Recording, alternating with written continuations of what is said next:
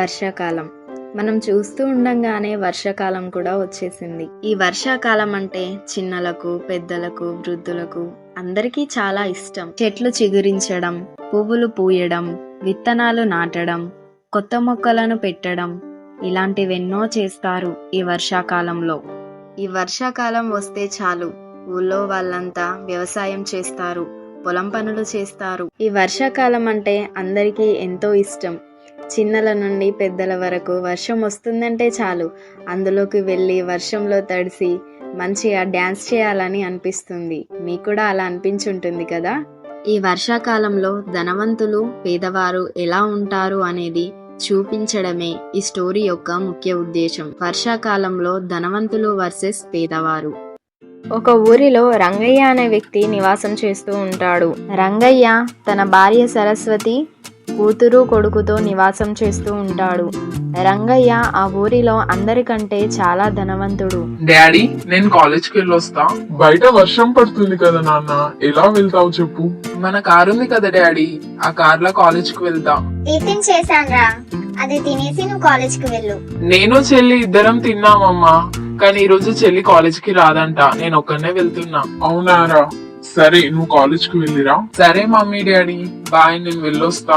ఇలా చెప్పి రమేష్ కాలేజ్కి వెళ్తాడు. బయట చాలా వర్షం పడుతుంది.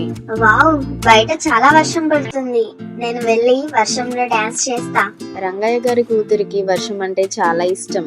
వర్షాన్ని చూడగానే తను అక్కడి నుండి పరిగెత్తి వర్షంలోకి వెళ్ళి డాన్స్ చేస్తుంది. ఈ వర్షం అంటే నాకు చాలా ఇష్టం. ఈ వర్షంలో తడిసి నేను డాన్స్ చేస్తా. ఈ వర్షం అంటే నాకు ఎంతో ఇష్టం. ఈ వర్షం అంటే నాకు ఎంతో ఇష్టం. ఇలా వర్షంలో తడుస్తూ సంతోషంతో పాటలు పాడుకుంటూ డాన్స్ చేస్తూ ఉంటుంది. ఇలా వర్షం వచ్చినప్పుడు ధనవంతులు కావచ్చు, మంచి ఇండ్లున్నవారు కావచ్చు, ఇలా వర్షంలో ఎంజాయ్ చేస్తూ డాన్స్ చేస్తూ వర్షాన్ని ఆస్వాదిస్తూ ఉంటారు. పూరి గుడిసెలో ఉన్నవారికి వర్షం వచ్చినా, వానగాలి వచ్చినా చాలా భయంగా ఉంటుంది. ఏమండి, బయట వర్షం పడుతున్నట్టుందండి. ఈ గుడిసె ఆగుతుందో ఈ వానకి కూలుతుందో అని భయంగా ఉందండి. ఏం చేద్దాం లక్ష్మి, వర్షం పడినా గాలివాన వచ్చినా మనం ఇందులోనే ఉండడం కదా. లక్ష్మి, ఒకసారి వెనక్కి తిరిగి చూడు. అమ్మా, నువ్వు కూడా చూడు, ఇల్లు ఉరుస్తున్నట్టుంది.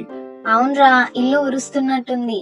లక్ష్మి, మనం బట్టలు పెట్టుకునే ప్లేస్ దగ్గరికి వెళ్ళి చూడు, అక్కడ ఉరుస్తున్నట్టుంది. బట్టలు తడుస్తాయేమో, నువ్వు వెళ్ళి అవి తడవకుండా వాటిపై కవర్ కప్పుపో లక్ష్మి. అవునత్తయ్య గారు, మన బట్టలు తడుస్తున్నట్టున్నాయి. నేను వెళ్ళి చూసిస్తా అత్తయ్య గారు.